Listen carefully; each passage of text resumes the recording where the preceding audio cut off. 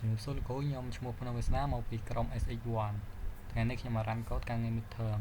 ដំបូងយើងបរិញ្ញាបនេះគឺជាការ input និង output នៅឈ្មោះ page ក្រុមហើយនិងបន្ទុកយើង input វាជាជួរឈរ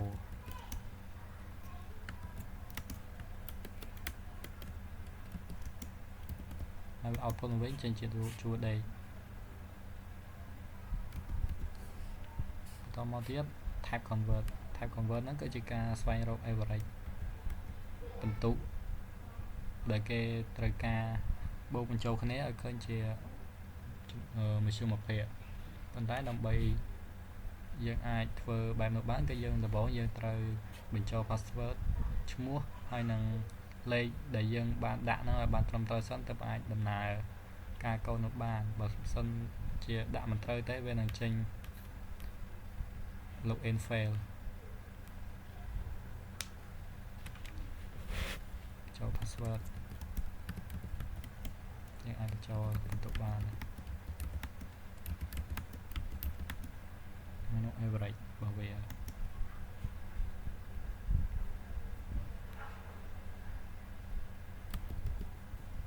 បន្តមកទៀតយើងរក maximum គឺជាតម្លៃលេខណាដែលធំបំផុតវាមាន5លេខហើយនេះជាលក្ខខណ្ឌរបស់វាយើងរ៉ាន់កូដ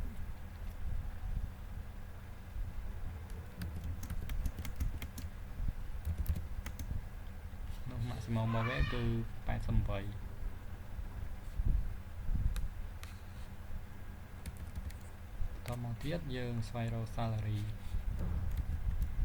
ហ្នឹងគឺជាប្រាក់ខែដែលកម្មករធ្វើបានទៅតាមដែលពួកគេធ្វើបើពួកគេធ្វើបានច្រើនតាមកំណត់ម៉ោងខាងក្រុមហ៊ុនគេនោះគេនឹងទទួលបានប្រាក់ខែបន្ថែមលើពីប្រាក់ដែលពួកគេធ្វើបាននោះ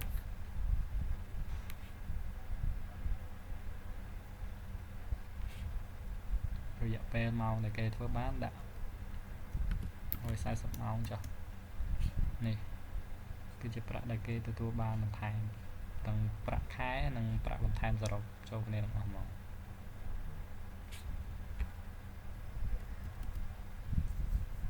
តោះមកយើងរកតាក់ម្ដងតាក់ហ្នឹងគឺជានេះការងារផ្នែកខាងរដ្ឋបាលដែលគេគិតពន្ធសម្រាប់ដែលមនុស្សប្រុសនៅលាវគិតផ្សេងមានកូនគិតផ្សេងមានភរិយាគិតផ្សេងតាមហ្នឹងទៀតហើយបើគេចាប់គិតនោះគឺចាប់ពី1.30 លាននេះគេគិតពន្ធចំនួន20ហើយគិតពន្ធ 5% ហើយចាប់ពី2 លានឡើងគិតពន្ធ 10% ហើយចាប់ពី125 លាននេះឡើង125 លាននេះឡើងគឺគិត 20% ហើយស្ពូននេះគឺគិតវាគិត1ហើយកូននេះមាន1គិត1មាន9ទោះបីមាន9គិត9ប៉ុន្តែតែ9ឡើងក៏គេគិតតែ9ដែរគេអត់អាចគិតឡើងដល់10អីឬក៏លើជាងនឹងបានទេ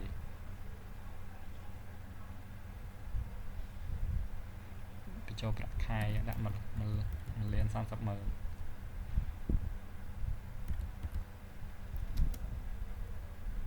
0 bonus កូន3នាក់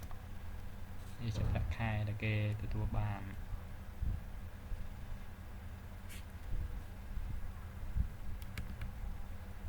តមកទៀត salary និងតាក់ម្ដងហ្នឹងគឺជាការបូកទាំងតាក់ហើយនិង salary ចូលគ្នាហើយទទួលបាននៅលុយអីតាមនឹងចឹងរ៉ាន់កូដ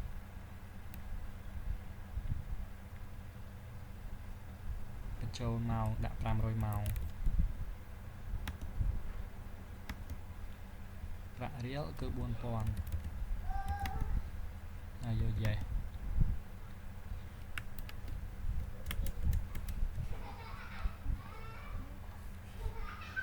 រ៉ាន់ដងទៀត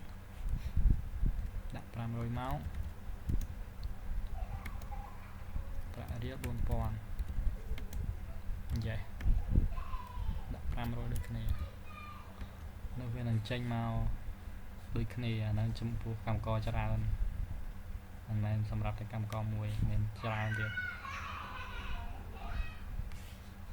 ហើយ event out នេះគឺជាការស្វែងរកជុំ